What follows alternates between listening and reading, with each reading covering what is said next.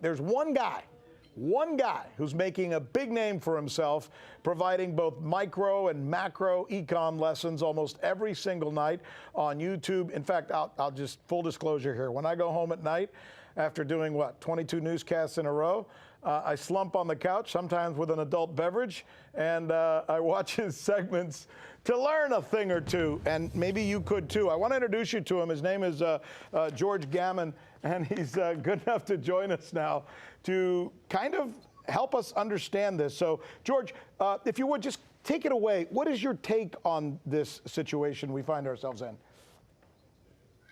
Well, I think the economy is going to struggle on a moving forward basis. What we've done is we've inflated what we all call the everything bubble, and that's a direct result of the Fed and their intervention going back to the late 80s. It doesn't start with Powell, that's for sure.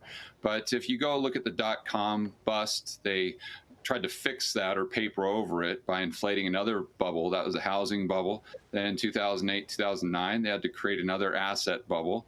And that was where we are today. It's I always say in my videos that the U.S. economy is built on three things: asset bubbles, debt, and confidence. And I think the Fed knows that very well. So in your intro, you're saying how they're just printing money, trying to paper over everything, and just they're literally throwing everything at it other than the kitchen sink. They'll probably do that in the future. So it's 125 billion a day in quantitative easing. They were committing to $1 trillion a day in the repo market. Now they've gone and created a repo market outside of the United States. And what they're trying to do, in my opinion, is get as much of the private sector balance sheet onto their balance sheet. Because if you have, let's say, equities or bonds, any type of asset on the Fed's balance sheet, since they don't have a profit and loss, if those assets take a 50% haircut, then theoretically it's not going to affect the economy.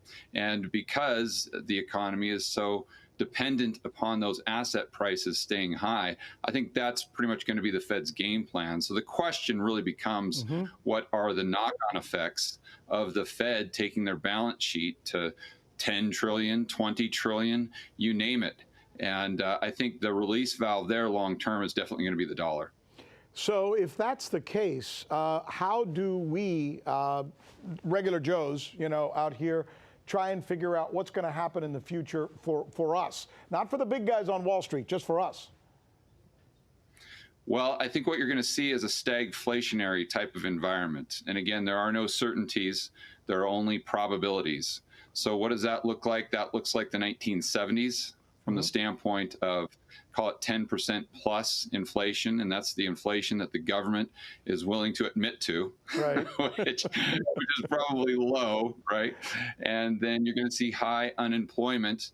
And I think the big difference between 2008, 2009, and all the money printing the Fed did is that went into financial assets. So a lot of, the counter argument to what I'm saying is, well, George, it didn't really create price inflation back then. So the Fed can go ahead and just print as much money as they want. And we're just going to see that movie replayed again. But what they're not understanding is before the Fed created money through bank reserves. And it's true, the primary dealer banks and the banks under the Fed's umbrella, they have to actually take an action in order to get that money into the real economy. But now with the government doing their $2 trillion in stimulus or whatever it is, I mean, it's probably going to be a lot more than that. They're going to get that money into the real economy. So that's going to be chasing most likely fewer goods and services because of the supply chain disruptions that we see and deglobalization. And so you're going to most likely see consumer prices, the stuff that you buy at the grocery store every day is going to go up in price where assets come down. And again, that stagflationary type of environment. Stagflation. He talks about it all the time. I recommend you go see him on YouTube. He's good. George, thanks again. Hey, come on back. I'm looking forward to having another conversation with you.